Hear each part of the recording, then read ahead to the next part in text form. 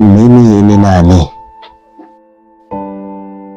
Sauti yangu haisikiki, lakini uwepo wangu unahisiwa.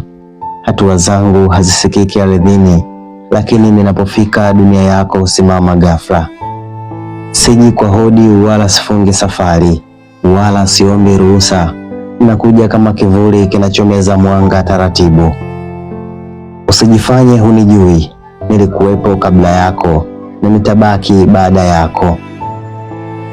Usijifiche nyuma ya mali zako, kwa sababu nilishawahi kusimama mbele ya Michael Jackson, mfalme wa muziki, na sauti yake ilinyamaza milele.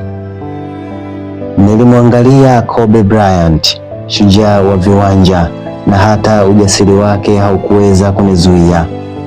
Nilimfuata Nelson Mandela, Raila Odinga na Dr. John Pombe Magufuli, waliyepigania uhuru wa watu wao hata historia iliyowalilia, lakini sikuacha kazi yangu.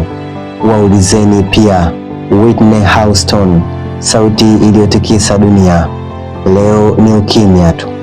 Au muulize Steve Jobs, aliyebadilisha dunia kwa akili yake, leo amelala bila hata neno moja la mwisho. Wote waliokuwa na majina walikuwa na ndoto na walikuwa na kesho iliyo bora, lakini walikutana nami na wao walinyamaza. Mimi siangalii maskini wala tajiri, sina huruma ya machozi ya mama, wala siogopi vilio vya watoto.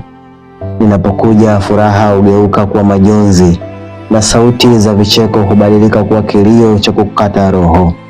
Rafiki yangu wa karibu ni kaburi, mahali patulivu penye giza na baridi lisilo na mwisho. Humo ndimo ninapokupeleka, mahali ambapo sauti zako zote zinazimika na jina lako linabaki kwenye jiwe tu, likisubiri kusaulika na upepo wa muda.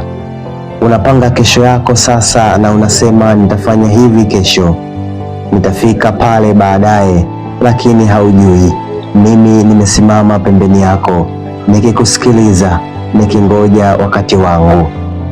Ninapokugusa, mapigo ya moyo wako yanapotea kama mshumaa unaozimwa na upepo. Macho yako yanatazama mbali, lakini hayaoni tena. Midomo yako inataka kusema neno la mwisho, lakini kimya kinashinda. Mimi ndo yule ninayekuja bila taarifa, ndo yule ninayekuja bila huruma.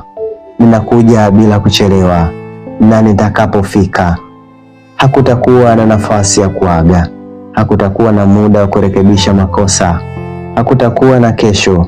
Utakuwa na ukimya tu, ukimya mzito unauma, unaugandisha nafsi. Na hapo ndipo utaelewa ulikuwa unaishi kwa mkopo wa muda, na mimi nimekuja kuuchukua. Mimi ni nani? Mimi ndo yule ambaye nimetesa watu wengi,